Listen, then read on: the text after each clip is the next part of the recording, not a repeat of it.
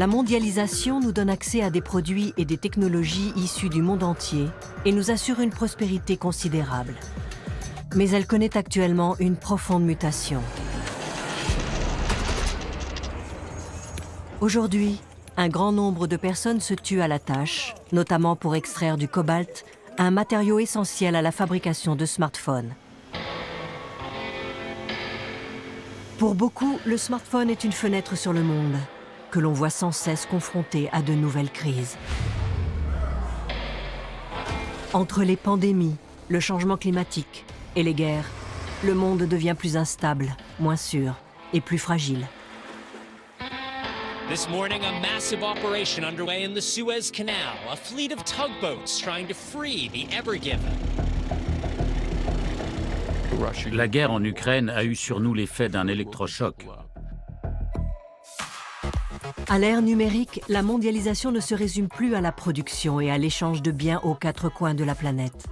C'est une compétition acharnée sur les plans économiques, technologiques et culturels. Certains rattrapent vite leur retard en copiant et en dépassant même les modèles occidentaux. Pour d'autres, le smartphone et les outils numériques offrent des opportunités inédites.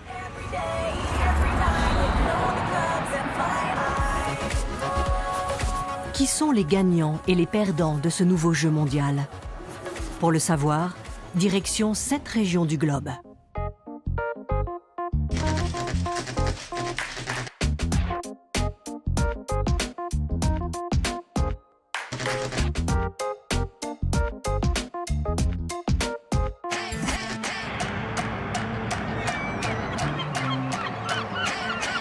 Première étape, San Francisco en Californie.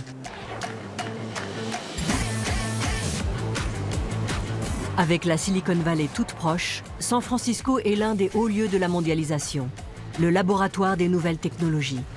Hier, on y a créé le tramway à traction par câble. Aujourd'hui, on s'intéresse aux véhicules automatisés sans conducteur et à un autre petit objet. We've been innovating like crazy for the last few years on this. iPhone is like having your life in your pocket. It's the ultimate digital device.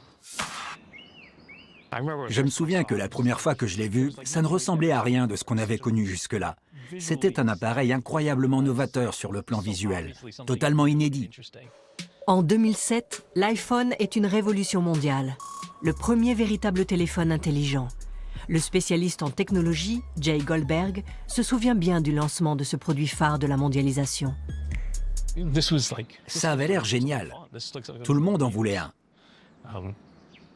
C'était très différent de tout le reste.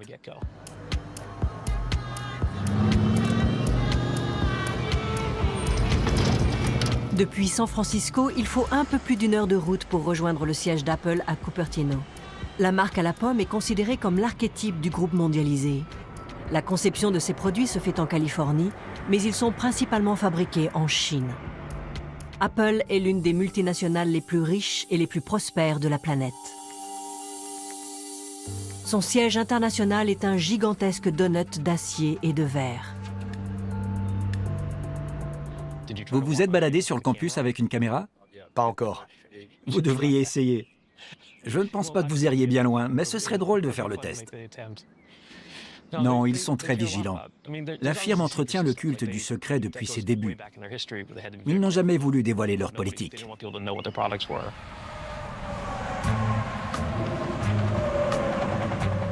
Pour voir le fameux téléphone, il vaut mieux aller dans un Apple Store du centre de San Francisco.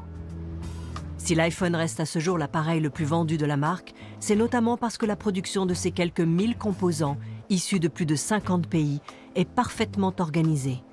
Cette répartition des tâches n'est toutefois pas sans risque, comme Jay Goldberg nous le montre sur une carte.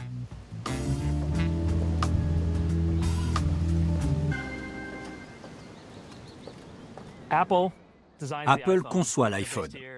Le siège se trouve à Cupertino, près de San Francisco. Le téléphone est créé ici. Toutes les puces intégrées dans l'appareil sont produites par TSMC à Taïwan. Ces composants sont ensuite expédiés en Chine. L'iPhone est fabriqué principalement dans le centre de la Chine, dans un rayon de 150 km entre Hong Kong et Zhengzhou. Cette région concentre une grande partie de la production mondiale. Rien ne semble indiquer que la situation va changer dans un avenir proche. Ces dernières années, on a commencé à produire à Chennai, en Inde. C'est ici. Et puis, on a besoin de cobalt en provenance du Congo et de toutes sortes de produits chimiques venus d'Allemagne et des États-Unis, notamment du Texas. Tous ces éléments servent à la fabrication des puces. Ces puces venues de Taïwan sont de minuscules composants qui contrôlent le passage du courant électrique. Elles sont utilisées dans les iPhones, mais elles sont aussi des éléments clés de la technologie militaire américaine et de bien d'autres produits. Pour relocaliser la production des puces électroniques, des cartes mémoire et des processeurs, le gouvernement américain subventionne actuellement de nouvelles usines à coût de milliards de dollars, comme Intel en Arizona.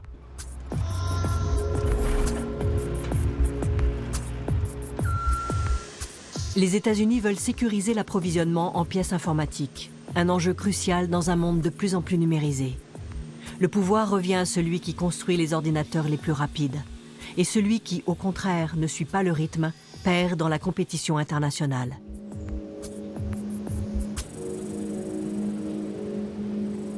Pour Christophe Schell, vice-président d'Intel, la numérisation est devenue le moteur de la mondialisation.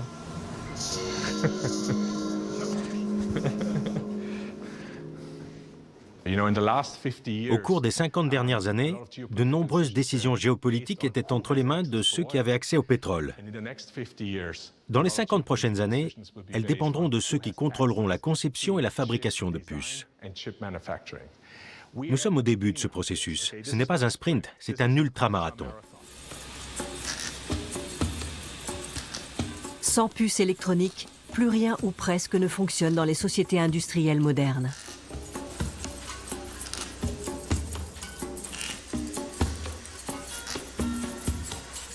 Je pense que notre stratégie repose sur les enseignements que l'on a tirés des années Covid. À l'époque, beaucoup de nos clients ne pouvaient plus terminer un produit parce qu'il leur manquait une puce, un semi-conducteur qui en faisait partie. On en a conclu qu'il fallait diversifier les chaînes d'approvisionnement pour nos clients, en concevant et en fabriquant des puces un peu partout dans le monde. Les États-Unis mettent tout en œuvre pour rester en tête, car la Chine, nouvelle superpuissance, a rattrapé son retard. Les chefs d'État chinois et américains se rencontrent régulièrement. Xi Jinping, président à vie, poursuit son rêve, ravir aux États-Unis la première place. Le XXIe siècle sera celui de la Chine. Pékin veut dominer le monde sur le plan économique, technologique et militaire.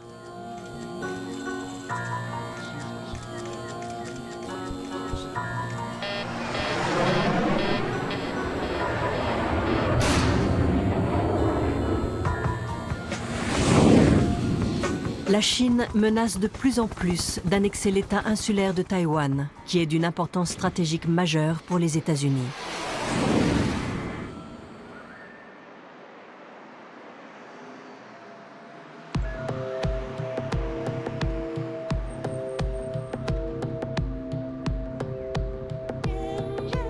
Shenzhen, dans le sud-est du pays. L'Empire du Milieu est passé du statut d'atelier du monde à celui de rival de l'Occident.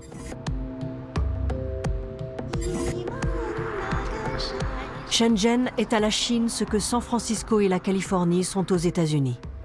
Ce qui n'était au XXe siècle qu'un village de pêcheurs est aujourd'hui une mégalopole qui compte près de 20 millions d'habitants et autant de smartphones.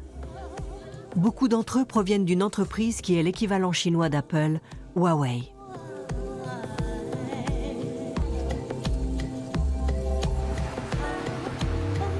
Huawei est considéré comme le premier groupe high-tech chinois et le leader mondial des télécommunications.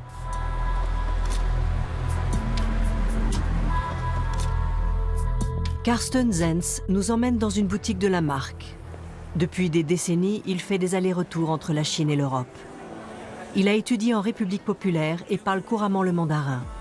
Aujourd'hui, il est chargé de communication chez Huawei.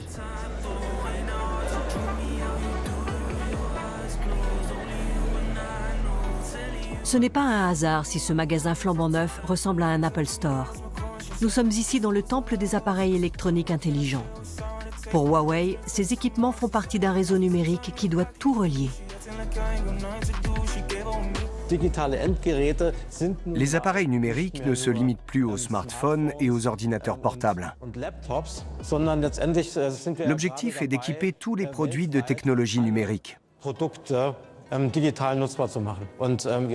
Nous fournissons aussi bien les infrastructures de téléphonie mobile que les centres de données, les services cloud, l'intelligence artificielle ou les architectures informatiques. Tout cela forme un grand système.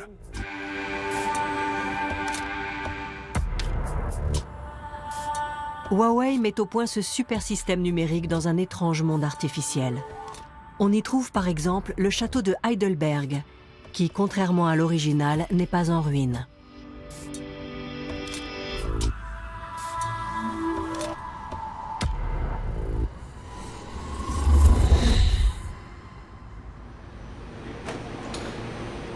En compagnie de Carsten Zenz et de ses collègues de Huawei, nous voyageons à travers une version réduite de la vieille Europe.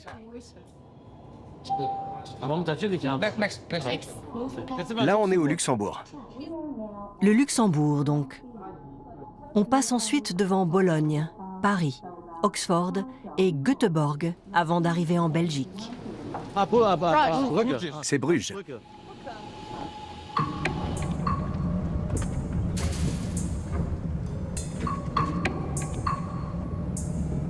Dans cette réplique du vieux monde, des dizaines de milliers d'ingénieurs de Huawei conçoivent les produits du futur. Nous ne sommes pas autorisés à filmer en coulisses. En Chine, copier les anciens maîtres est un signe de respect et d'hommage. Mais cette approche va au-delà de la simple imitation. Chez Huawei, elle fait partie d'un processus bien plus vaste.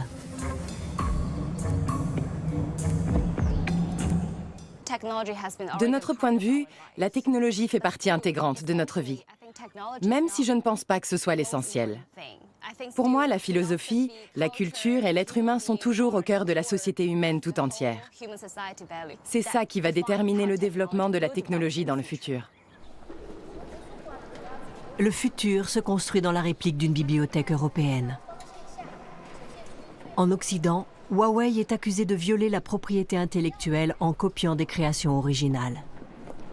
C'est là que résiderait le secret du succès de la firme. En Chine, on voit les choses autrement, comme nous l'explique le sociologue chinois Biao Qiang. Ils ne se préoccupent pas de ce qui s'est vraiment passé à Heidelberg ou Oxford. C'est l'image qui les intéresse. Cela leur donne l'impression d'être connectés au monde extérieur. Donc, il ne s'agit pas d'un intérêt marqué pour l'histoire de ces lieux, mais plutôt d'une envie d'en posséder une copie pour avoir le sentiment de faire partie de quelque chose de plus vaste. Il ne faut pas oublier que la Chine est sortie de plusieurs décennies d'isolement. Au moment où des entreprises comme Huawei ont vu le jour, les collaborateurs les plus actifs au sein de ces structures étaient nés dans les années 1960 ou au début des années 1970. Ayant grandi en Chine, ils ne savaient pas trop ce qui se passait ailleurs, mais ils avaient profondément envie de s'ouvrir au monde et de s'y intégrer. Nous sommes invités dans les salles de réception de Huawei. Le salarié numéro 8, dans un groupe qui en compte aujourd'hui plus de 140 000, nous accorde une interview. C'est une exception, car la direction s'exprime rarement dans les médias. En tant que secrétaire général, Zhang Shisheng fait partie des hautes instances de Huawei. Et pour lui, il est tout à fait normal que son entreprise ait copié Apple.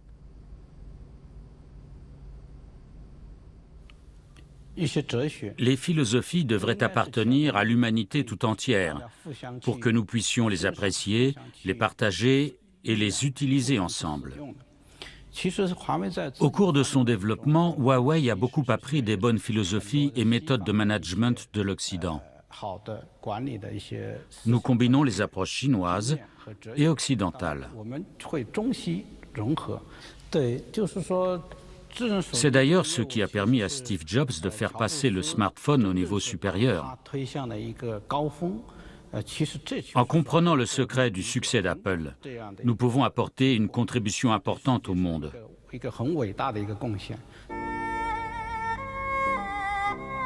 Dans les locaux de Huawei, le style européen est à l'honneur. Mais en Occident, les performances du groupe ne sont pas forcément bien vues. Depuis plusieurs années, le gouvernement américain interdit aux géants chinois d'intégrer dans ses produits des composants électroniques conçus aux États-Unis. Il accuse la Chine d'utiliser ces équipements pour l'espionnage. Mais de l'aveu de Zhang Shisheng, cela n'entache en rien le succès mondial de Huawei. La série Mate 60 plaît beaucoup aux utilisateurs. Actuellement, il n'y a que nos smartphones qui permettent d'effectuer des communications vocales directes par satellite. Chez Huawei, on ne s'appuie pas sur des composants isolés comme une puce ou un élément matériel, mais sur un système complet. De cette façon, on peut contourner certaines sanctions. L'objectif de Huawei est manifestement le contrôle numérique total de la vie quotidienne. Un logiciel baptisé Harmony a spécialement été mis au point, et pas uniquement pour les smartphones. Ce super système d'exploitation relie tous les appareils numériques, même ceux des voitures. Le géant de la tech fournit toute l'électronique à des constructeurs chinois et fabrique désormais lui-même des véhicules.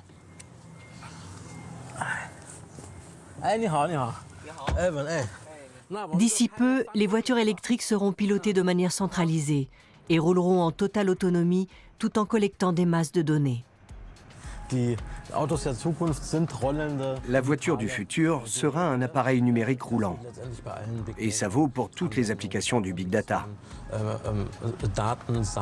On recueille et on assemble des données pour développer de nouveaux programmes.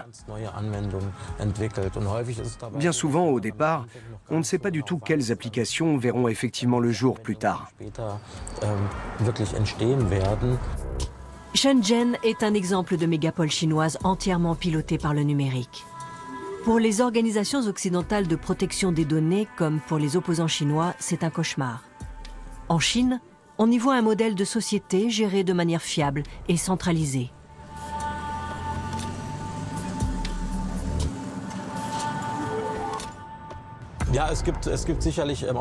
Il existe sûrement différentes approches à travers le monde.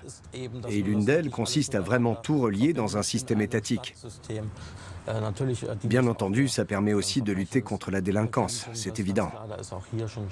Et d'ailleurs, ici, à Shenzhen, le taux de criminalité a énormément baissé depuis ces 10 dernières années.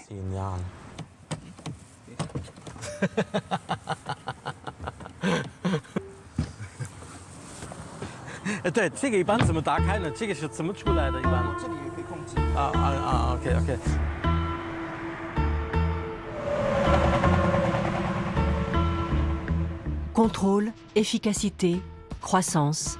Grâce à sa stratégie, l'Empire du Milieu est devenu l'un des acteurs majeurs de la planète, même si son activité économique ralentit. La Chine mène des projets de construction d'envergure, bien au-delà des besoins réels de la population.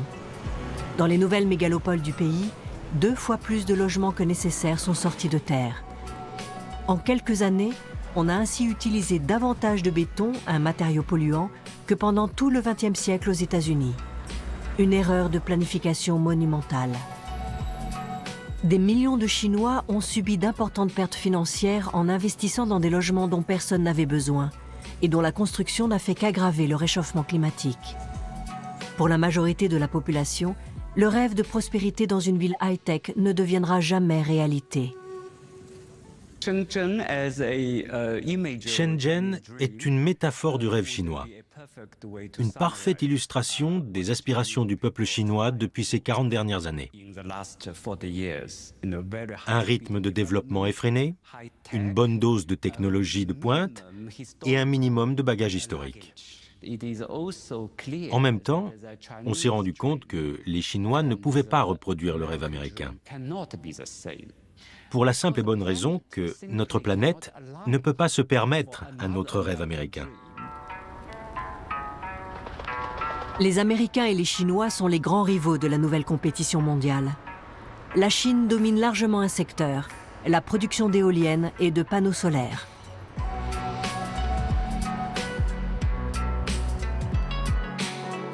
L'énergie verte est bon marché et le besoin en technologie durable énorme, en Chine comme ailleurs. Sous l'effet du changement climatique, la côte sud du pays est régulièrement frappée par de violentes tempêtes.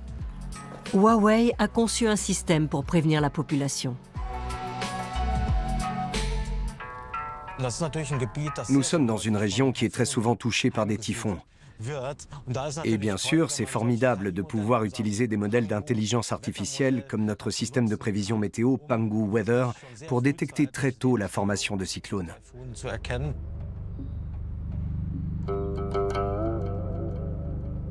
Le dérèglement climatique est un défi gigantesque pour la Chine et le reste du monde. Et ce n'est pas le seul.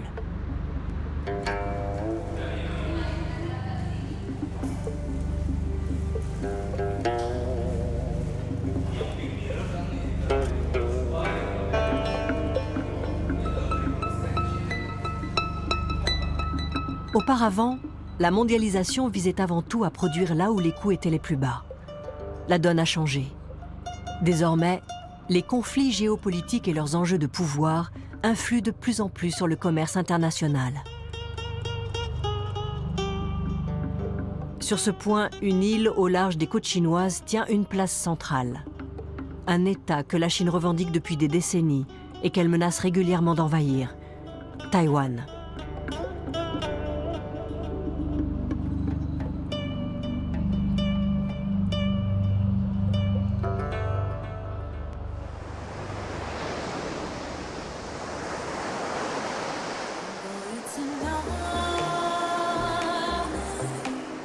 Les Taïwanais sont au cœur d'une guerre froide, numérique et commerciale.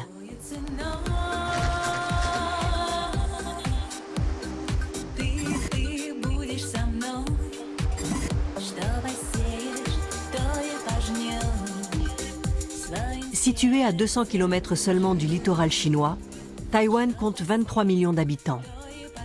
Ce petit État est d'une importance capitale pour la mondialisation, car il produit la majeure partie des puces électroniques de la planète.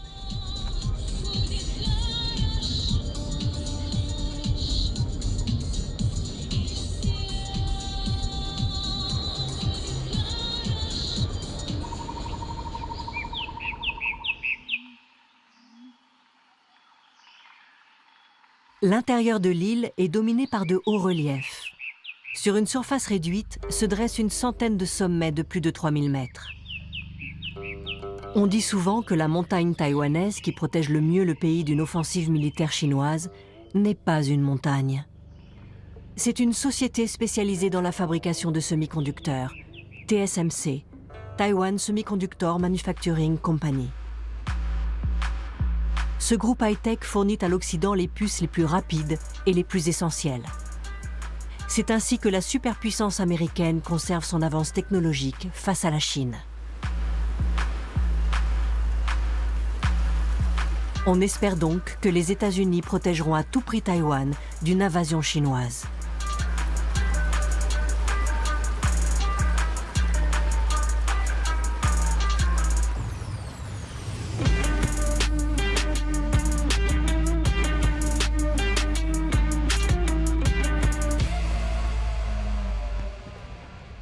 C'est Maurice Chang qui a créé ce groupe, qui est le leader mondial des micropuces et pèse plusieurs milliards de dollars.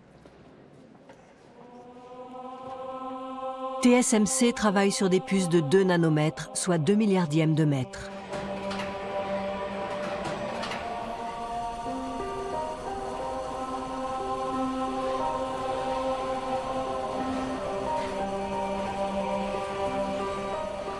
Une surface d'1 millimètre carré peut être équipée de 333 milliards d'unités de calcul, et bientôt plus.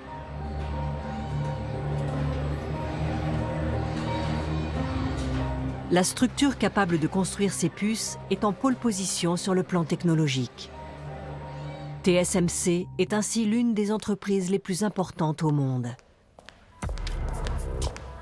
Ici, on ne donne que très rarement des interviews.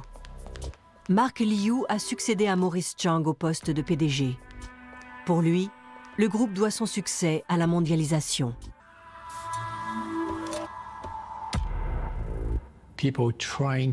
Dans cette filière, on tente de mobiliser toutes les forces au niveau mondial pour produire des puces 2 fois plus rapides tous les 2 ans. Si vous ratez le coche, vous êtes automatiquement hors course.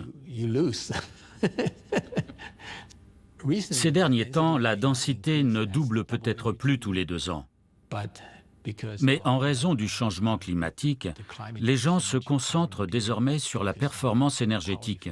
Donc, nous développons une technologie qui doit permettre de tripler la performance énergétique tous les 2 ans. C'est un autre objectif. Nous travaillons discrètement. Tout le monde travaille discrètement derrière des produits emblématiques comme l'iPhone. C'est un objet du quotidien. On n'y pense pas, mais quand on en a besoin, il est là.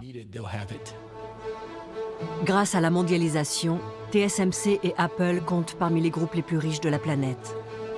Mais cette réussite est compromise par la guerre que se livrent les superpuissances. Depuis l'embargo du gouvernement américain, TSMC ne peut plus livrer de puces à des entreprises chinoises. Selon Mark Liu, la mondialisation devient fragile. Apple, qui assemble toujours la plupart des iPhones en Chine, est également sous pression. Pour résoudre ce problème, Apple ne peut déplacer que progressivement sa chaîne d'approvisionnement.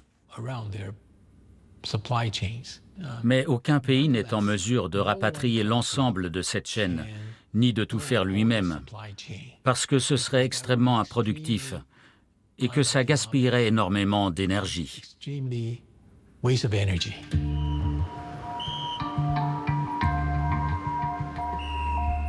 Il existe donc un conflit géopolitique larvé autour des puces, ces particules élémentaires de la numérisation. Et à en croire Mark Liu, la Chine va perdre cette guerre.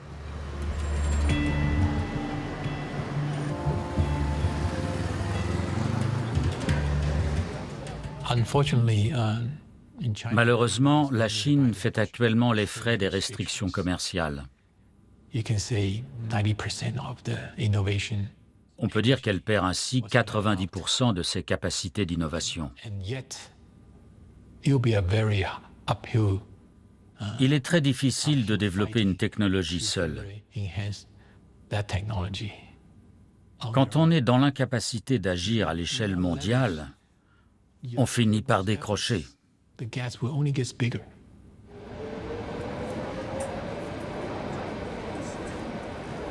La mondialisation s'apparente de plus en plus à une compétition acharnée, à une bataille impitoyable entre différentes régions du globe. La numérisation et la mise en réseau du monde ne font qu'accentuer ces rivalités. Je me souviens que lorsqu'Internet est apparu dans les années 1990, les gens étaient emballés, parce que tout le monde pouvait s'y connecter. Les frontières entre les pays allaient disparaître, puisqu'on pourrait communiquer directement avec n'importe qui partout sur Terre.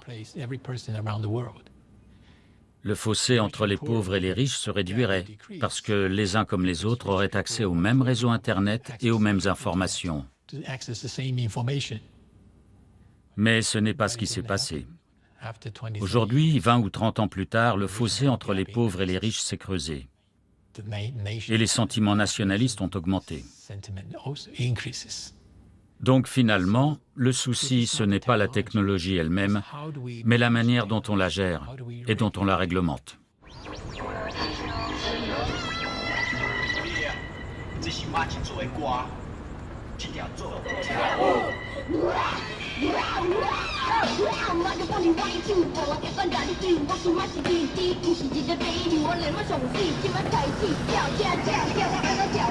À l'inverse du monde réel, le monde numérique est largement dérégulé, ce qui est particulièrement visible à Taïwan.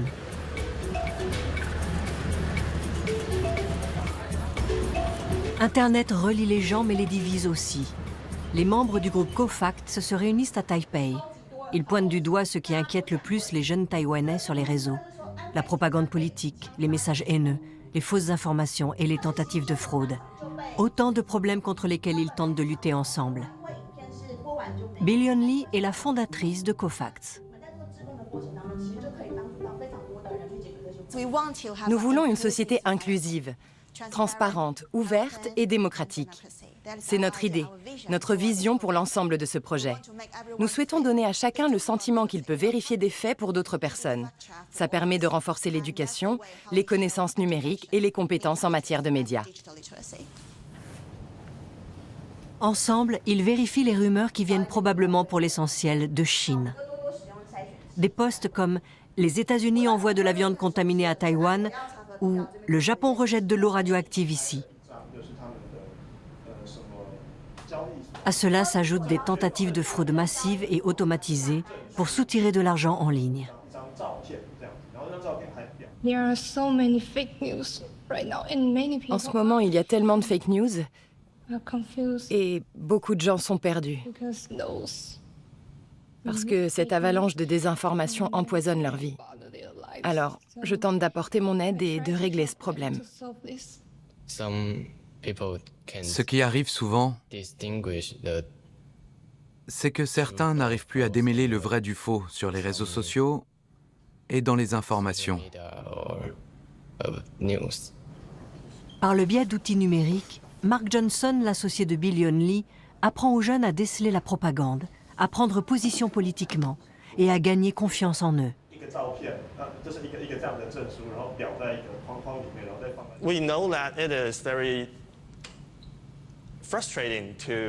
On sait que c'est très frustrant de tomber sur ce genre de messages suspects partout dans les chats.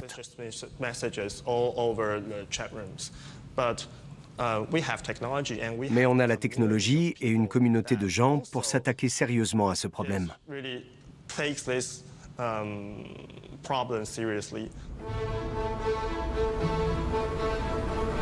À Taïwan, sur le front entre l'Occident et la Chine, il existe de nombreux groupes d'entraide en ligne comme Cofact. Ils renforcent l'identité nationale et la jeune démocratie.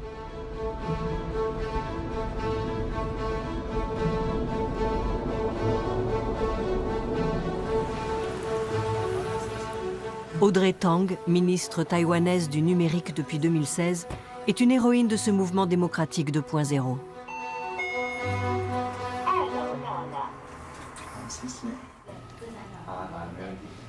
Chose impensable en Chine populaire, elle s'affiche ouvertement en tant que personne non binaire. Mon genre est « on s'en fiche ». Donc vous pouvez me dire « madame » ou « monsieur », ça m'est égal. Vous pouvez même m'appeler le très honorable si ça vous chante. Ce que je veux dire, et mon exemple est très parlant, c'est qu'il faut essayer de créer un environnement inclusif. Cela ne sert à rien d'obliger tout le monde à utiliser les mêmes appellations. En tant que ministre, Audrey Tang a pris des mesures pour responsabiliser les grandes plateformes dans la lutte contre les fake news. Elles doivent désormais verser des compensations financières sur les recettes publicitaires qu'elles ont engrangées avec ces contenus. Conformément aux amendements adoptés il y a quelques mois par notre Assemblée législative, si Cofact ou d'autres personnes signalent des escroqueries de ce genre sur Facebook, par exemple, la plateforme est tenue de les faire disparaître sous 24 heures. Si ces contenus sont maintenus, qu'ils génèrent toujours des recettes publicitaires pour Facebook et que quelqu'un est floué d'1 million de dollars, désormais à Taïwan, Facebook est redevable de cette somme. Cela ne vise pas que Facebook. La cible est bien plus large. L'idée, c'est qu'à présent, en cas d'interférence étrangère dans une élection, de diffusion d'images intimes sans consentement, de revenge porn ou porno-divulgation, ou encore d'escroqueries financières en tout genre, la plateforme doit rendre des comptes. Sa responsabilité est engagée.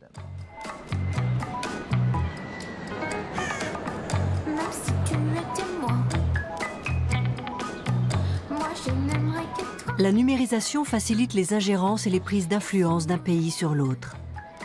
La Chine continentale et Taïwan en sont le parfait exemple. Les relations entre les deux pays sont de plus en plus tendues. Et la société taïwanaise elle-même connaît un certain nombre de conflits internes.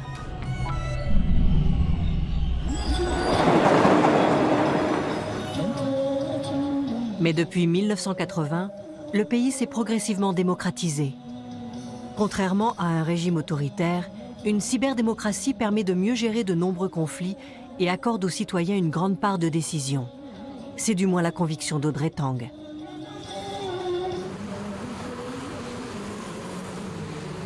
Je pense qu'il faut augmenter ce que j'appellerais la bande passante de la participation citoyenne.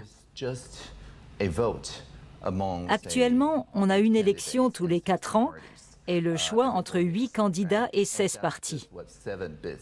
Ça correspond à quoi? Quelques octets de téléchargement tous les 4 ans. C'est une bande passante très réduite, avec une latence très élevée puisqu'il faut attendre 4 ans.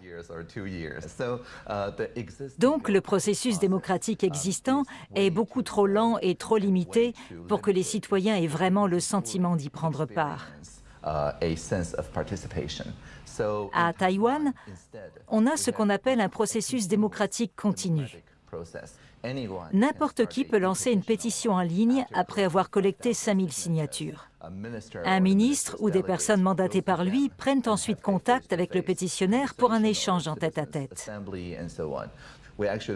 À Taipei et Tainan, on anime des ateliers en ligne et en direct pour trouver des valeurs communes entre des gens issus de camps idéologiques très différents. On cherche aussi des points de convergence à l'aide de l'intelligence artificielle. Et ce sont les sujets qui nous rassemblent.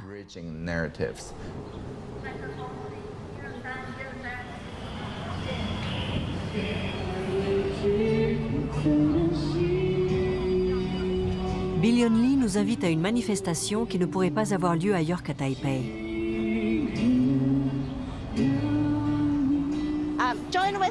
Venez voir comment Taïwan célèbre ses valeurs d'égalité. J'aime beaucoup cette manifestation. Comme vous voyez, peu importe le genre ou l'âge, qu'on soit un enfant ou une personne âgée, tout le monde s'amuse à cette fête.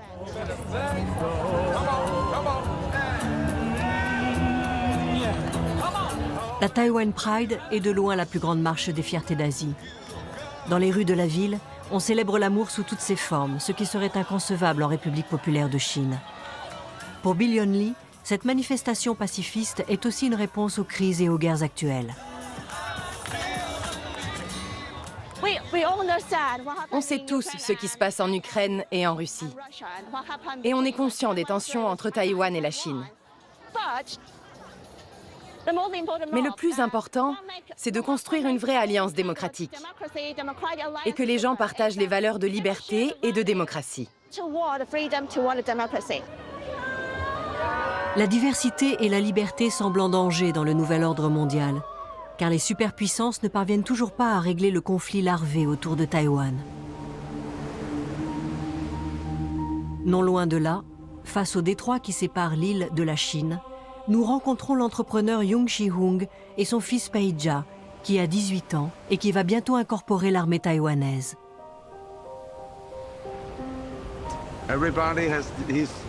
Tout le monde a la responsabilité de protéger ce pays, les gens et les familles. Et maintenant, c'est son tour. Il doit endosser cette responsabilité et passer à l'action, tout comme il a été protégé jusqu'ici par les autres Taïwanais. Avoir peur, ça n'aide pas. Je ferai ce que je pourrai pour être prêt.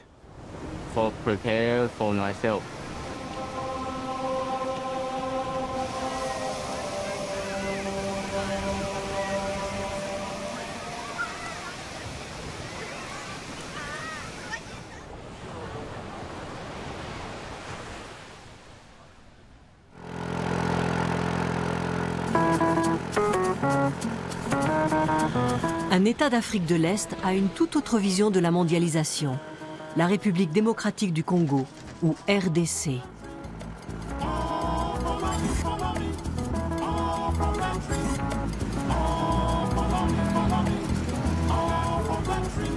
Le Congo compte plus de 100 millions d'habitants. La moyenne d'âge y est de 19 ans, soit moitié moins que dans la vieille Europe. Avec ses matières premières rares, le pays contribue largement à la prospérité mondiale.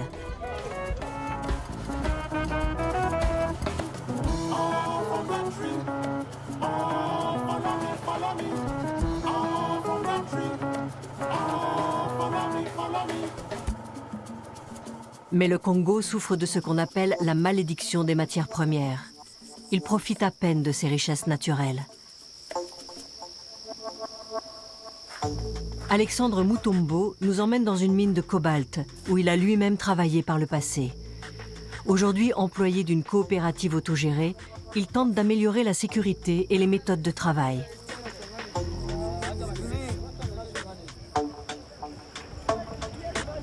Sans cobalt, pas de batterie de téléphone portable, ni de batterie de voiture électrique, ni de transition énergétique. Aujourd'hui encore, un iPhone contient en moyenne 6 grammes de ce métal. Ici, dans la province du Haut-Katanga, on produit près des 2/3 du cobalt mondial. Un 5e est extrait à la main par des journaliers dans des mines plus ou moins légales. Il y a celui qu'on appelle attaquant, c'est celui qui est au fond. Il y a celui qui est les guetteurs, qui regardent, celui qui travaille. Il y a les saliseurs. Quand on produit, c'est lui qui coupe les minéraux. Il produit, il y a celui qui va faire la mise en sac. Et maintenant, il y a aussi celui-là qui va tirer pour mettre à la palette toujours en bas. Et les autres maintenant vont faire la chaîne pour remonter les minéraux. Donc c'est un travail qui demande de vraiment être dans une équipe. Alexandre Mutombo sait que l'argent agit comme un aimant.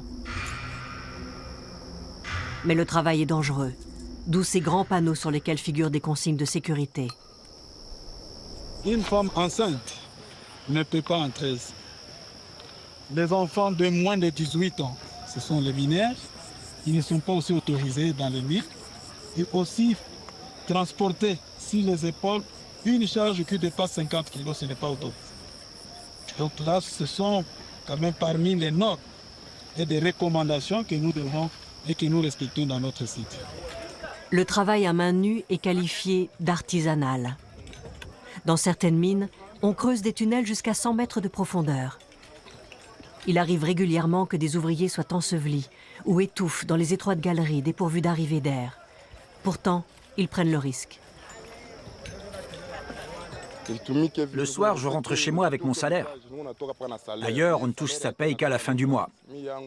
Mais ici, je gagne de l'argent tous les jours, sauf quand je ne travaille pas. Avec ce que je gagne ici, j'ai pu construire une maison pour mes enfants. Je suis père de 6 enfants et 4 d'entre eux peuvent aller à l'école. Ce n'est possible qu'avec la paye que je touche ici. Grâce à ce travail, j'ai acheté un lopin de terre que je lèguerai plus tard à mes enfants.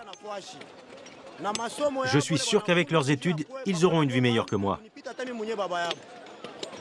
Donc, l'argent que je gagne dans cette mine m'aide beaucoup.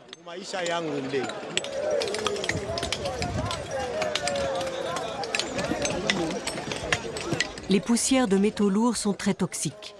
Malgré cela, plus de 10 000 personnes travaillent dans ces mines semi-légales et rêvent d'une vie meilleure, comme nous l'explique Alexandre Mutombo.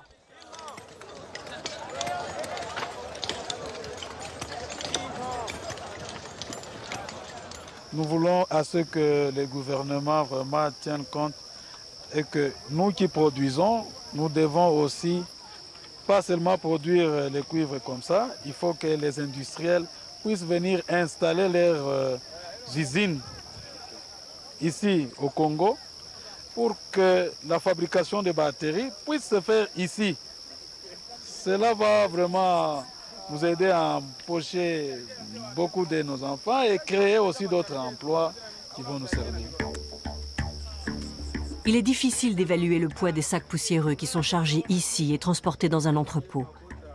Là, on concasse la roche et on mesure la concentration de cobalt pour fixer un tarif.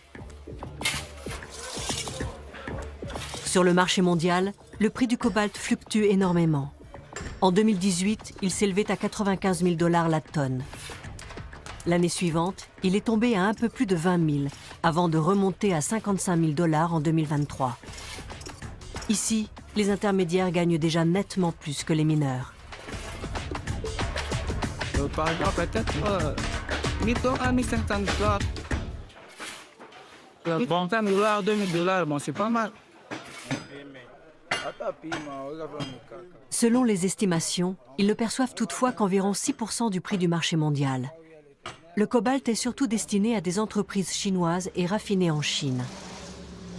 L'Empire du Milieu contrôle ainsi près de 80% de la chaîne d'approvisionnement mondiale du cobalt pour les batteries.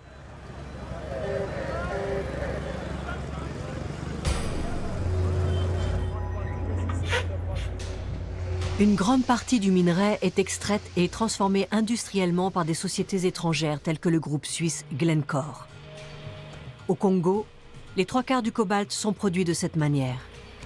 Le rendement de ces entreprises est bien plus élevé que celui des journaliers. Ici, la mondialisation signifie que le pays tire peu de bénéfices de ses richesses minières.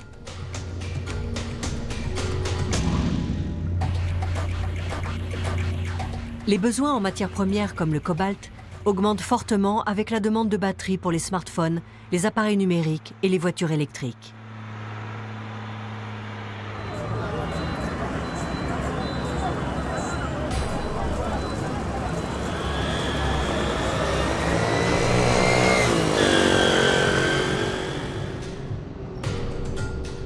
Aujourd'hui déjà, de vastes étendues ressemblent à des paysages lunaires. Les terres sont peu à peu grignotées par les terrils et les mines qui sont principalement aux mains de sociétés chinoises.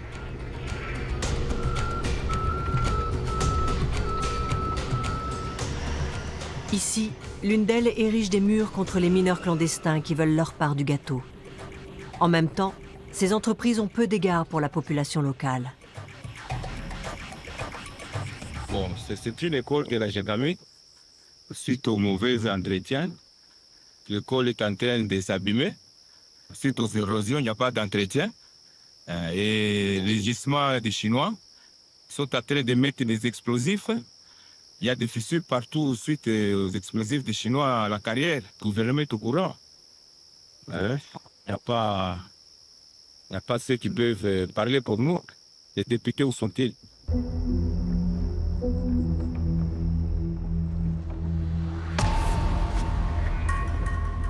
Dans l'est du pays, le gouvernement paraît bien loin.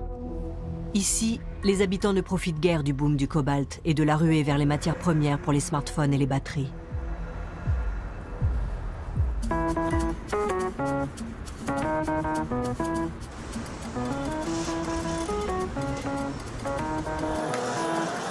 À 2000 km plus à l'ouest se trouve Kinshasa, la capitale de la République démocratique du Congo. Les acteurs mondiaux de l'industrie minière y sont réunis pour une conférence sur les thèmes suivants. Comment transformer les matières premières sur place après leur extraction? Comment produire et gagner davantage au Congo? Ces questions intéressent notamment l'ONG Fair Cobalt Alliance, l'alliance du cobalt équitable.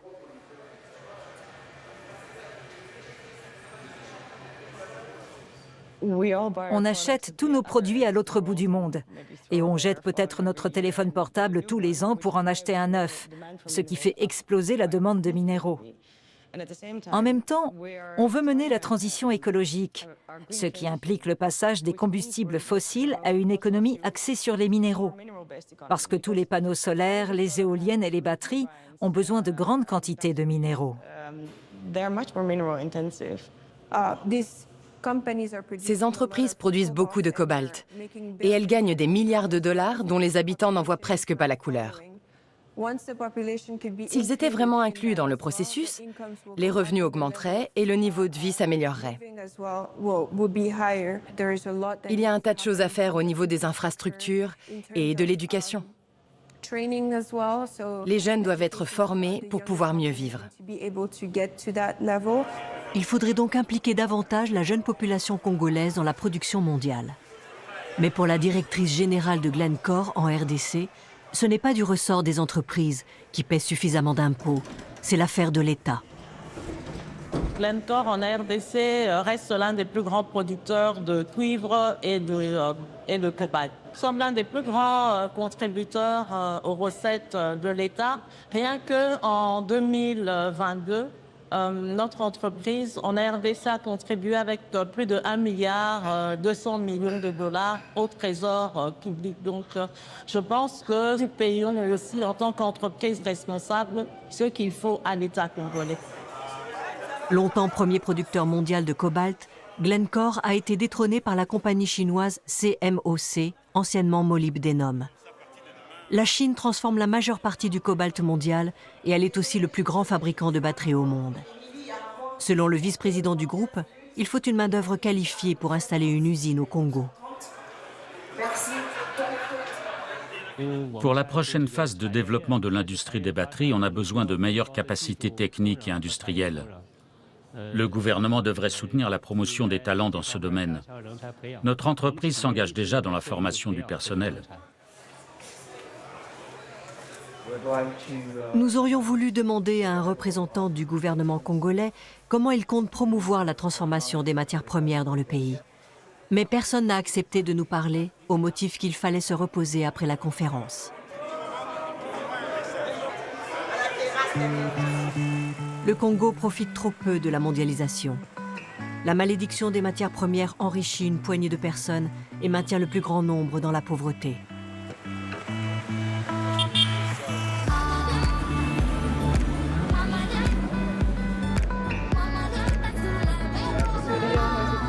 À l'université de Kinshasa, nous rencontrons Christine Bachig.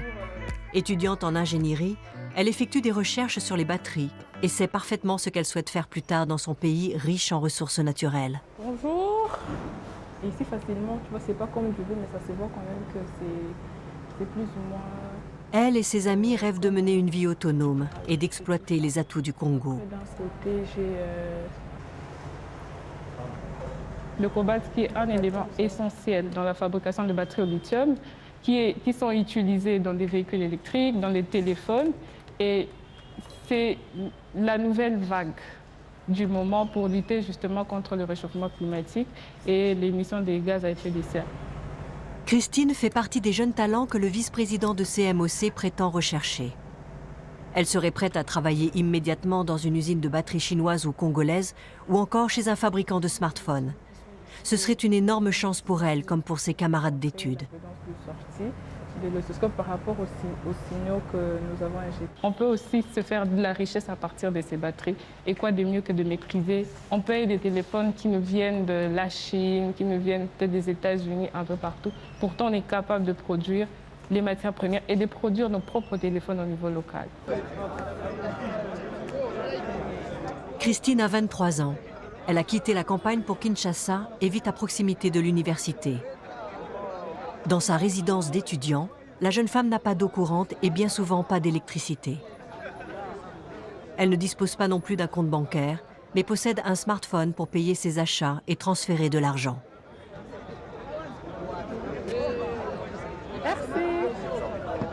Comme beaucoup de jeunes Congolais, Christine espère que la situation va bientôt s'améliorer et que ses études d'ingénieur lui seront utiles.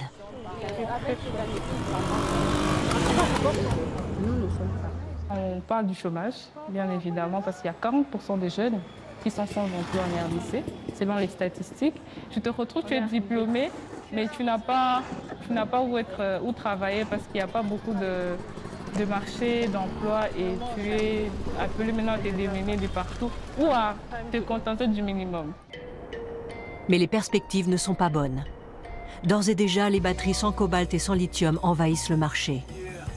À partir de 2025, Apple n'utilisera plus que du cobalt recyclé pour ses iPhones. La bataille des matières premières est une partie de poker mondiale. Bientôt, le cobalt congolais ne sera peut-être plus aussi indispensable.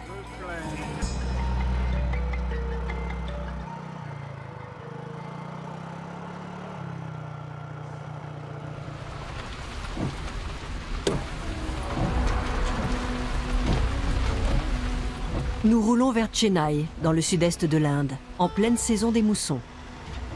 Le temps se déchaîne dans le pays le plus peuplé du globe, qui a de grands projets.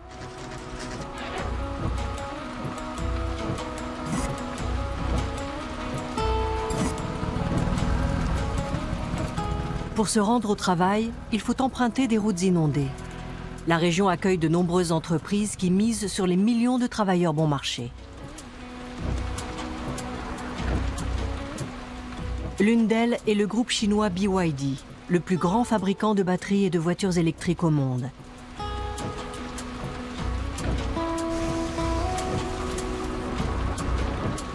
Ici, la mondialisation est bien visible. Les salariés indiens d'une entreprise chinoise construisent des smartphones pour une marque britannique, Nothing Phone.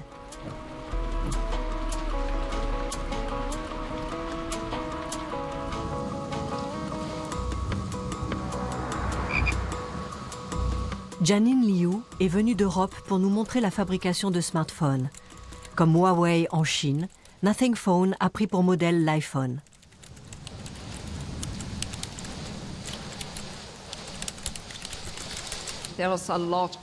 Dans les médias, on nous a beaucoup reproché de copier l'iPhone. On a essayé d'éviter cet écueil. Apple a un magnifique design. Et on s'en est tous inspirés dans l'industrie de la téléphonie mobile. Mais chez Nothing Phone, on veut avoir une identité de marque bien définie. C'est pourquoi au dos, il y a ce qu'on appelle l'interface glyphe. Ce système est composé de différentes LED qui s'illuminent selon les fonctions utilisées. Par exemple, l'une d'elles s'allume quand on commande un taxi Uber, une autre s'allume au moment où le véhicule arrive. On peut aussi s'en servir comme lampe torche. À l'extérieur de l'usine, la mousson continue de faire rage.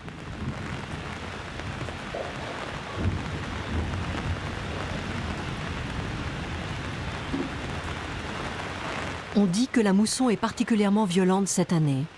Le changement climatique se voit notamment à l'intensité accrue des précipitations.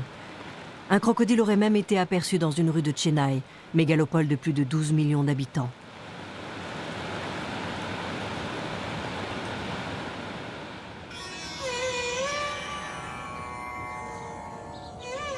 Le lendemain, la pluie cesse et des centaines de personnes, pour la plupart des femmes, arpentent le vaste site de production. Elles viennent de Chennai et de régions plus reculées du pays. D'après elles, c'est une chance de travailler dans cette usine où les salaires sont plus élevés qu'ailleurs.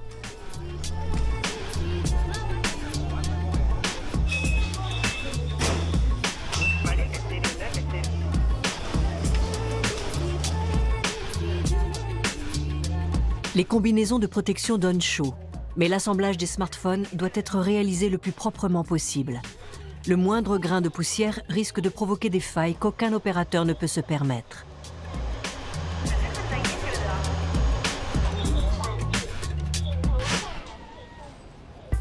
Janine Liu et Ram Kumar, le directeur de production, nous font visiter les lieux.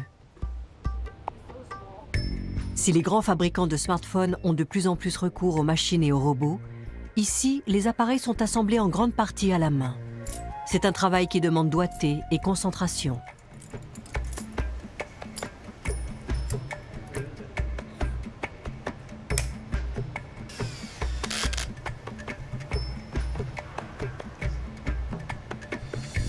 Le montage est divisé en plusieurs étapes simples. Selon Ram Kumar, une longue formation n'est donc pas nécessaire. En général, il faut 3 à 4 jours pour être opérationnel. Nous formons nos salariés à l'extérieur du site pour nous assurer qu'ils comprennent bien tout le processus. Ce sont en majorité des femmes qui travaillent à la chaîne d'assemblage et de préassemblage. Elles ont les doigts plus fins et sont plus habiles pour assembler les petites pièces et vérifier tous les détails. C'est pour cela que nous employons ici des femmes. Et puis, nous voulons les aider à s'émanciper et à devenir autonomes. Hors caméra, une femme nous confie que le salaire à l'embauche est ici d'environ 200 € par mois, soit le double de la rémunération d'une ouvrière indienne non qualifiée.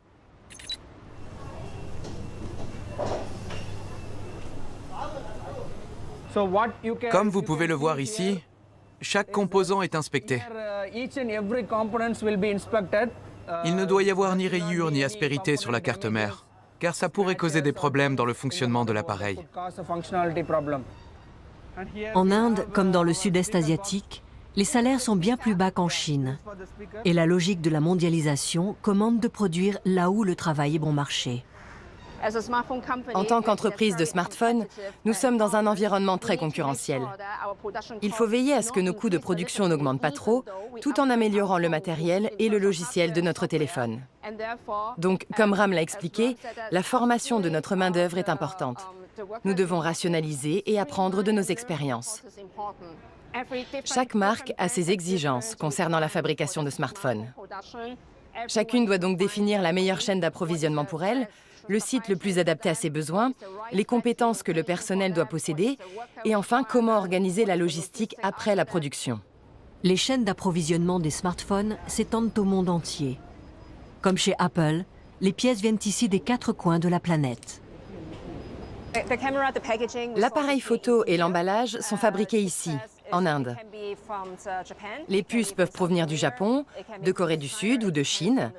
Cela dépend du fournisseur. Les composants audio et le système optique viennent du Japon. Bien sûr, nous voulons acheter davantage en Inde pour que la majeure partie des pièces soient produites ici. Nothing Phone n'est pas la seule entreprise à fabriquer en Inde. D'ores et déjà, un iPhone sur 7 est assemblé dans le sous-continent. Apple et d'autres groupes ne veulent pas être totalement dépendants de la Chine et trouvent des sites de production encore plus attractifs au Vietnam, en Thaïlande, en Indonésie et en Inde. Ram Kumar voit là un grand potentiel pour son pays. Dès le début de la révolution du smartphone, j'ai voulu décrocher un emploi dans ce secteur. C'est l'objet le plus important du quotidien. On ne peut plus s'en passer.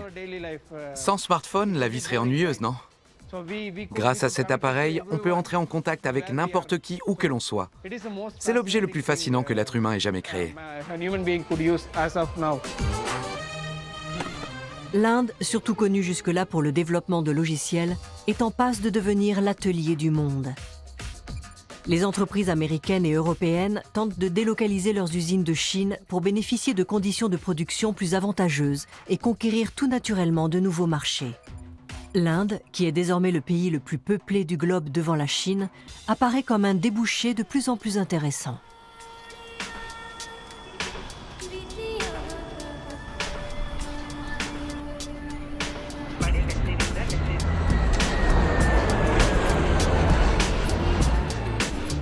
Cap sur Bombay, une mégalopole de plus de 20 millions d'habitants dans l'ouest du sous-continent.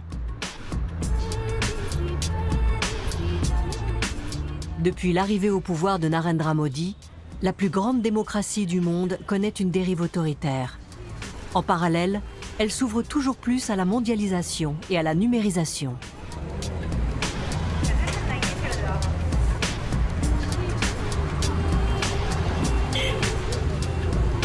Nous avons rendez-vous avec 2 figures de la nouvelle élite d'investisseurs internationaux. La Suédoise Cecilia Holdner s'est d'abord spécialisée dans le vin indien. Son partenaire indien a créé un site web de basket de luxe. À présent, tous deux investissent aussi dans Nothing Phone.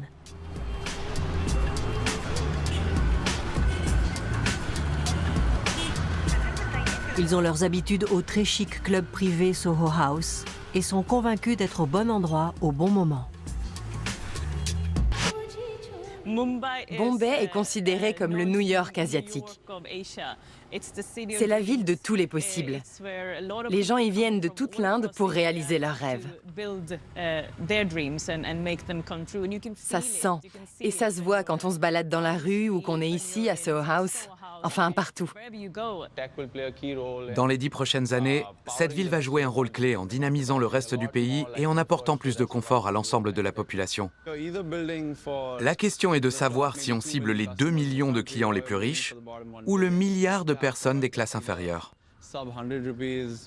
Autrement dit, si on crée un produit qui coûte quelques centaines de roupies ou 50, 60, 70 000 roupies. Soit quelques centimes ou quelques centaines d'euros. La question pour eux est de savoir s'il vaut mieux réaliser des projets pour la petite élite des super riches ou miser au contraire sur 1 milliard d'habitants majoritairement jeunes en quête de prospérité.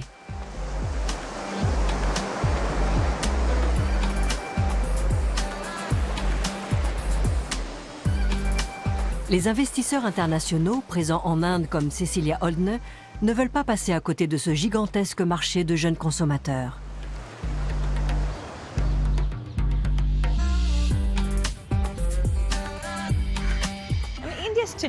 L'Inde compte aujourd'hui la plus grande population jeune au monde.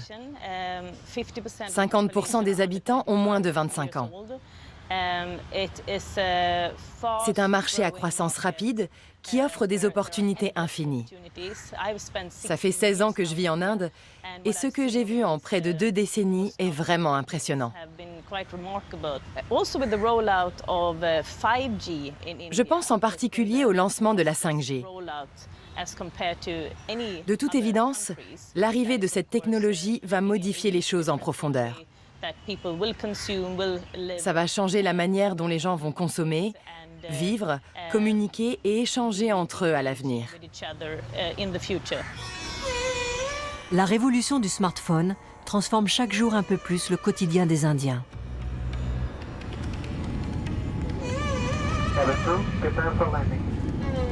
Nous nous rendons plus au sud, à Bangalore, centre mondial de développement de logiciels.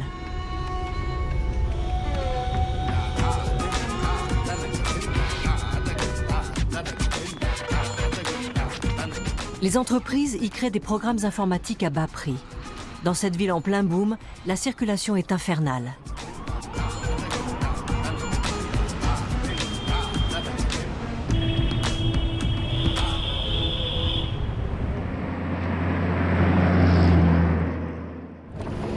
Malgré l'afflux de population dans les métropoles, 60 à 70% des Indiens vivent à la campagne. Ici, les infrastructures, routes, écoles, hôpitaux, sont souvent vétustes. Mais avec la révolution numérique, de nouveaux usages se développent.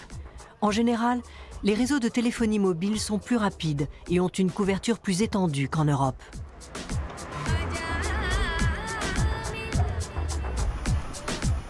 Et une fonction est utilisée par tous, le paiement via smartphone. Pendant longtemps, la population a réglé ses achats en espèces. En mettant en place un système de paiement électronique, l'Inde est entrée dans une ère nouvelle. Grâce à une interface numérique, l'État peut enregistrer et taxer le moindre règlement effectué avec un smartphone. Presque tout est organisé et payé via une application.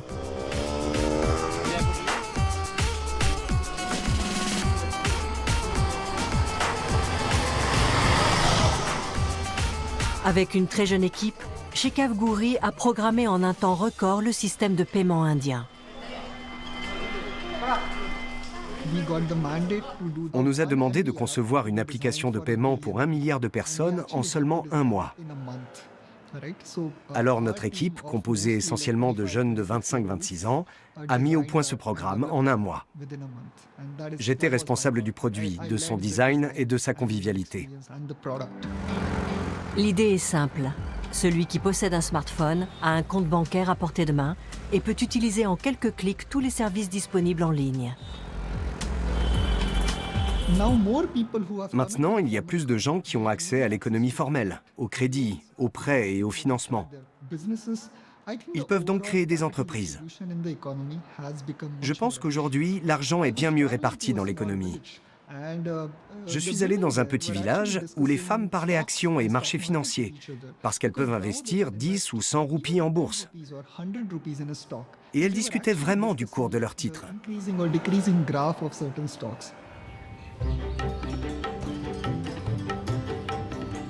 Grâce aux applications de smartphone, 1 milliard d'individus ont accès à des offres auxquelles ils ne pensaient pas avoir droit. Des crédits, des emplois, des formations en ligne, des plateformes de soins numériques et autres services en tout genre. Pour Shekhav Gouri, l'Inde montre le nouveau visage de la mondialisation. Les innovations qui nécessitaient autrefois des décennies de recherche sont désormais disponibles en quelques mois pour le plus grand nombre. Il y a un adage qui dit « Nous façonnons nos outils et ceux-ci, à leur tour, nous façonnent ». Et c'est vrai. Qu'il s'agisse du changement climatique ou de l'énergie verte, on n'imagine pas qu'une solution élémentaire puisse changer la donne. On a tendance à se dire « aux grands mots, les grands remèdes ». Mais parfois, des solutions toutes simples peuvent avoir un impact massif. L'Inde a longtemps été le fournisseur de logiciels bon marché du monde. Mais avec la numérisation croissante, le pays se transforme. Son ambition est de devenir un acteur international.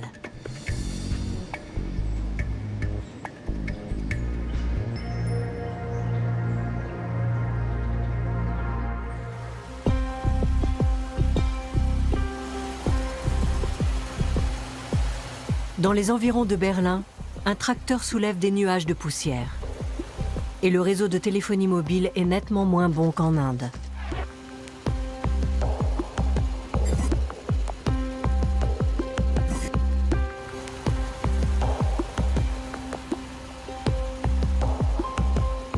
La sécheresse est un problème pour les agriculteurs de l'Est de l'Allemagne. Si le climat est bien moins extrême qu'en Inde, le réchauffement progresse rapidement partout en Europe. Ferdinand von Lorow cultive entre autres la vigne, mais même pour cela, il fait désormais souvent trop chaud.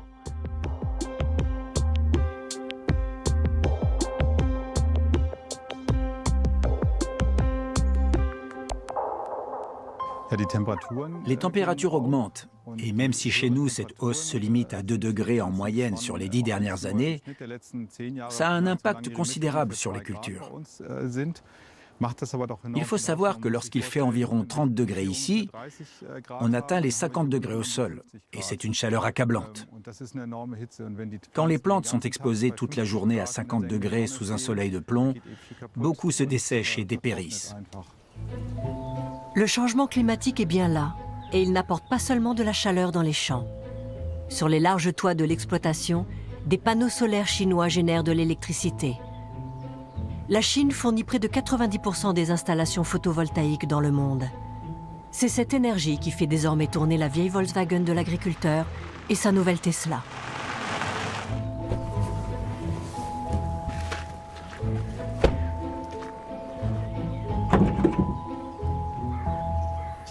Ici, le réchauffement climatique se fait énormément ressentir. Alors on se demande ce qu'on peut faire pour l'avenir et pour les prochaines générations. Il faut que les choses changent. Ça ne peut plus continuer comme ça. Une des solutions est la mobilité électrique. On doit sortir des combustibles fossiles. Ferdinand roule pour son plus grand plaisir avec sa propre énergie solaire. Il se félicite également de l'interconnexion sans faille entre son véhicule américain et son téléphone. Il aurait bien aimé acheter une voiture allemande, mais aucune marque ne l'a vraiment convaincu. J'ai malheureusement l'impression que l'industrie automobile allemande est passée complètement à côté de la mobilité électrique. Et c'est bien dommage, parce que les constructeurs n'ont pas pris cet enjeu au sérieux, tout comme ils ont sous-estimé le dérèglement climatique. Résultat, ils ont affaibli leur position sur le marché mondial, ce qui aurait pu être évité. Ferdinand craint que la vieille Europe devienne de plus en plus dépendante de la Chine, mais aussi des États-Unis.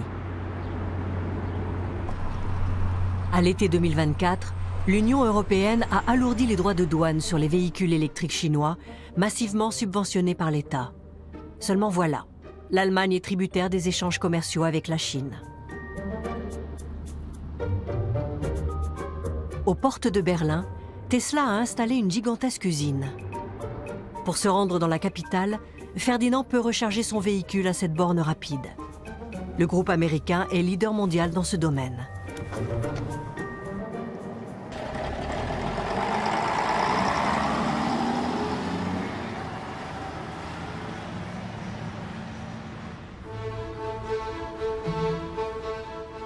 Volkswagen subit de plein fouet la concurrence de Tesla et des constructeurs chinois. Ici, on fabriquait autrefois la coccinelle, le modèle emblématique de la marque qui a sillonné les routes du monde entier. Il y a 50 ans, la production de cette voiture de légende marquait le pas et la Golf faisait son apparition. Tout cela, c'est du passé et l'avenir paraît incertain. La maison brûle, a déclaré le patron de Volkswagen en 2023.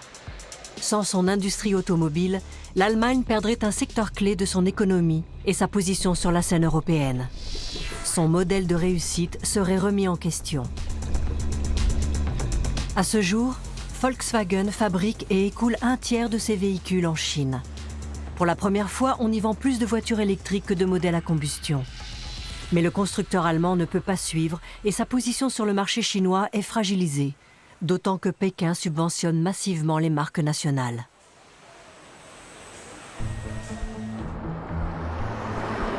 Les véhicules électriques de Volkswagen n'ont pas été à la hauteur des attentes. Il y avait des problèmes de batterie, de logiciel et de design. Le dernier-né du groupe, l'ID7, doit rectifier le tir. Il est entièrement électrique et d'après le chef de produit, on a là enfin une voiture qui tient la route.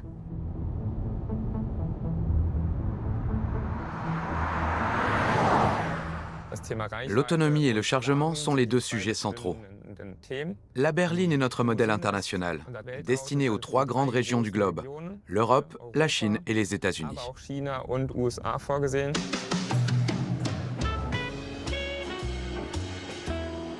La marque doit faire face à une compétition internationale plus féroce que jamais.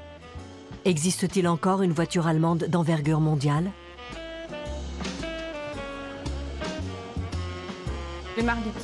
On fait de la recherche à Wolfsburg, mais aussi à Pékin, Shanghai, Tokyo, dans la Silicon Valley et en Israël, pour suivre les évolutions sociales et les dernières innovations technologiques. Et puis on a une équipe qui élabore des scénarios pour l'avenir. Et l'avenir s'annonce plein de défis. Le groupe allemand doit tenir le rythme de développement de la concurrence chinoise.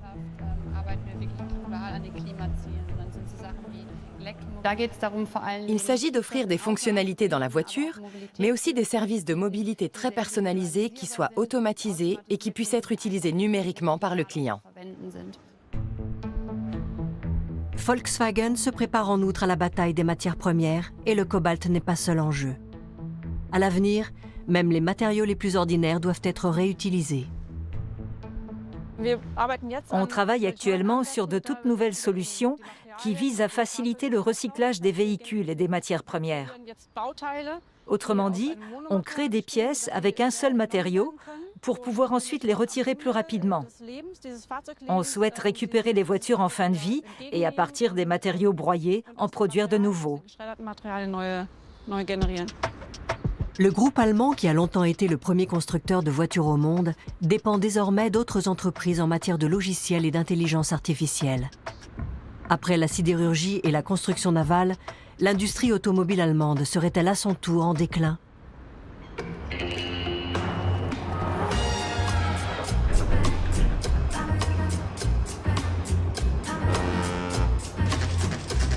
Singapour, le centre de l'Asie du Sud-Est. La cité-État abrite le plus grand port de conteneurs de la planète. 3e place financière au monde, c'est une plaque tournante pour les capitaux, les investissements, les services et les idées.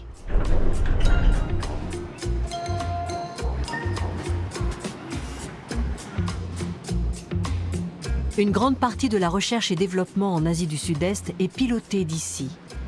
Singapour est un État autoritaire et en même temps une ville ouverte sur le monde qui, contrairement à la Chine, attire de plus en plus d'étrangers. L'investisseur Charles Ormiston est arrivé jeune ici. L'ascension de Singapour a été concomitante à la sienne. Mon repas de mariage a eu lieu dans l'immeuble d'à côté, qui a été achevé en 1988. Et toutes ces terres ont été arrachées à la mer. Il n'y avait rien avant. Là-bas, le nouveau stade n'existait pas. Mais comme toujours, Singapour avait un plan sur lequel figurait chaque bâtiment. Et aujourd'hui encore, il est possible de voir à quoi la ville ressemblera dans 10 ou 20 ans. On peut investir sur la base de ce plan, qui prévoit d'exploiter chaque centimètre carré du territoire. Tout est très bien pensé. Entre le mix d'immeubles résidentiels et commerciaux, les transports et les accès aux différents pôles d'attraction, centres commerciaux, zoos et aéroports. Singapour est l'une des villes les mieux conçues au monde.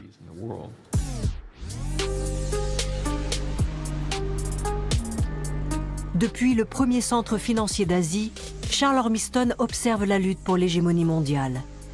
La Chine se situe en tête pour la production de matières premières et la conception de batteries de smartphones et de voitures électriques. Quant à dire qu'elle est la grande gagnante de la mondialisation, l'investisseur émet des doutes. Je viens d'avoir un collègue au téléphone et il m'a expliqué qu'auparavant, en Chine, tout le monde croyait que la situation allait s'améliorer à l'avenir, mais que ce n'était plus le cas aujourd'hui. Concrètement, ça signifie que les gens sont moins enclins à faire des économies sur le long terme, qu'ils prêtent moins attention au choix de l'école pour leurs enfants et au placement de leur argent. Voilà ce qui se passe aujourd'hui en Chine.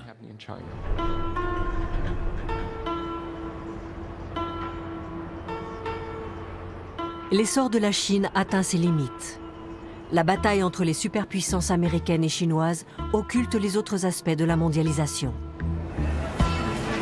De nombreuses entreprises cherchent de nouveaux sites de production et tentent de répartir les risques.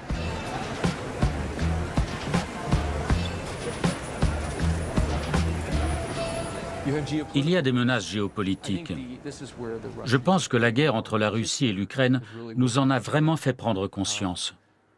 Et puis se pose toujours le problème de Taïwan, qui risque de mettre en péril le secteur des semi-conducteurs et de placer brusquement les États-Unis au centre de l'océan Pacifique. Le monde entier en pâtira, parce qu'il sera de plus en plus difficile de rester en pole position. En contrepartie, les avancées technologiques auront d'énormes retombées, notamment dans les pays en voie de développement, qui n'étaient pas franchement à la pointe dans ce domaine. Ce sera donc tout à fait bénéfique. Dans le sillage des grands conflits géopolitiques, les pays asiatiques hors Chine pourraient bien rattraper leur retard. Singapour se considère comme le meneur de jeu et le laboratoire du futur.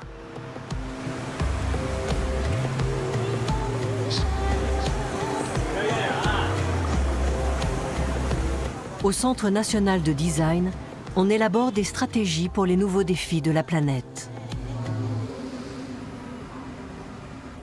Hello, I'm Casey. It's so lovely to meet you. How can I help you today? Dawn Lim, la directrice du centre, s'attend à ce que Singapour soit confronté, comme bien d'autres villes, à une immigration massive, une augmentation sensible des températures et une forte pression sociale. L'État insulaire mise sur une approche originale. Nous poursuivons une politique sociale très active. Notre programme de construction de logements publics vise à abolir les barrières sociales et à rapprocher les différents groupes ethniques et religieux pour favoriser l'entente et la cohabitation pacifique entre les communautés. Sur nos terrains de jeu, vous verrez que les enfants jouent ensemble indépendamment de leur milieu socio-économique et de leurs origines ethniques. À Singapour, comme à New York, San Francisco, Londres et Paris, des quartiers entiers sont occupés par des immigrés, à l'instar de Little India et de Chinatown. Pour Dawn Lim, si la surveillance est renforcée dans la cité-État, il règne un véritable climat de confiance parmi les habitants. Par exemple, dans les hawker centers, les halles culinaires, beaucoup de Singapouriens laissent leurs sacs, achètent à manger et reviennent en s'attendant à retrouver leurs affaires. C'est le signe d'un taux de confiance élevé au sein de la société. Et ça nous permet d'adopter un mode de vie qui fonctionne pour nous. Reste à savoir si une ville comme Singapour, qui s'apparente à une version propre, policée et autoritaire de New York, est vraiment un modèle pour l'avenir.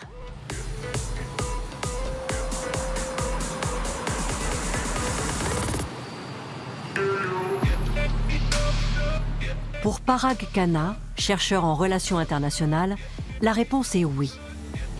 Il se définit comme un futurologue mondial et se demande qui va profiter demain de la mondialisation et quels sont les risques. Parag Khanna s'intéresse aux tendances majeures qui transformeront la planète dans les prochaines décennies. À ses yeux, la mondialisation est indissociable de l'économie, de la numérisation, du changement climatique et de la hausse des flux migratoires. Il fait lui-même partie des nombreux immigrés de Singapour, où il s'est installé après un passage par le Pakistan, l'Europe et les États-Unis. Sur une carte créée par ses soins, il nous montre comment pensent les nouveaux nomades comme lui. Cette carte du monde met moins en évidence des frontières que des liens et des réseaux. On vit à une époque où les gens disent que la mondialisation est en recul. C'est factuellement faux. La valeur des produits et la distance qu'ils parcourent augmentent, qu'il s'agisse de voitures, d'appareils ménagers, de téléphones mobiles ou d'ordinateurs portables.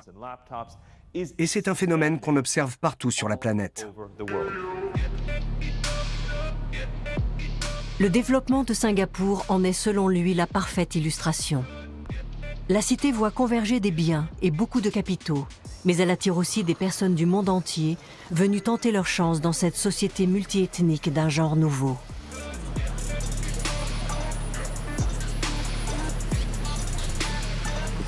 C'est une société très diversifiée.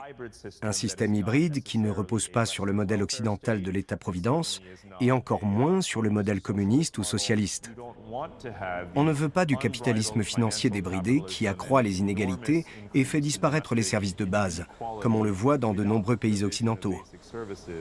On ne veut pas non plus du socialisme autoritaire, un système caractérisé par une mise sous tutelle de la société entière et une économie planifiée qui ne prend pas en compte les besoins d'évolution, de diversification et de protection de la main-d'œuvre, autant d'éléments nécessaires à l'activité économique.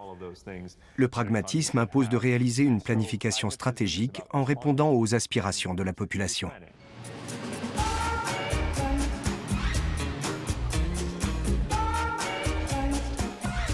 Parag Khanna est convaincu que si aujourd'hui les jeunes choisissent Singapour, à l'avenir, ils éliront également domicile dans d'autres villes et régions du monde. C'est lié à la révolution du numérique et du smartphone avec laquelle ils ont grandi.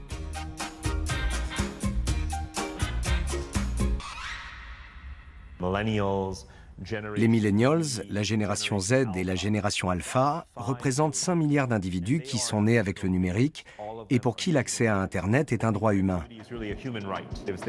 Ils voient le téléphone portable comme un objet familier et une porte sur le monde. Ils considèrent aussi le développement durable comme un droit humain. Ils veulent vivre dans un monde écologiquement durable et viable, et c'est légitime. Enfin, ils croient à la mobilité. Ils estiment avoir le droit de vivre n'importe où sans être restreints physiquement. À l'avenir, les sociétés prospères seront celles qui attireront ces jeunes, les intégreront et les aideront à se sentir chez eux et à participer à la société. C'est la recette toute simple du succès. Chaque région du globe se bat pour tirer son épingle du jeu de la mondialisation. Des milliards d'êtres humains peuvent voir sur leur smartphone ce qu'il se passe aux quatre coins de la planète. Ils sont toujours plus nombreux à vouloir choisir leur lieu et leur mode de vie. Au Congo, la population se rend bien compte que les matières premières comme le cobalt ne peuvent pas seules apporter la prospérité. L'Inde devient un centre majeur pour la fabrication de smartphones et de logiciels. La numérisation lui ouvre de nouvelles perspectives. La Chine veut jouer le rôle de leader mondial, mais sa croissance ralentit. Taïwan est aujourd'hui le premier producteur de haute technologie, mais l'île reste un sujet de discorde entre la Chine et les États-Unis. À Singapour aussi, on voit que l'Occident n'est plus un modèle pour le monde entier.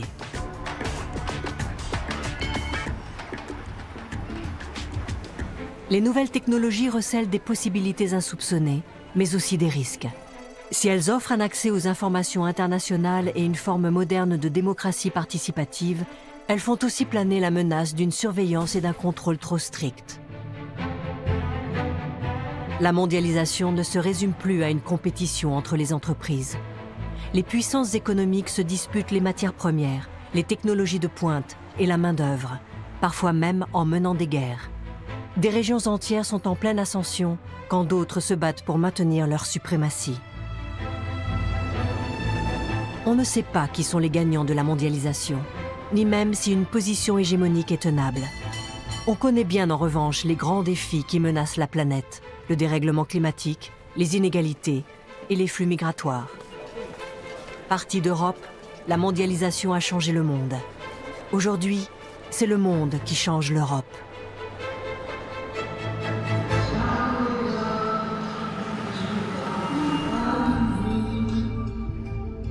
要带你飞到天上去，看那世界多美丽，在一刻接送给你。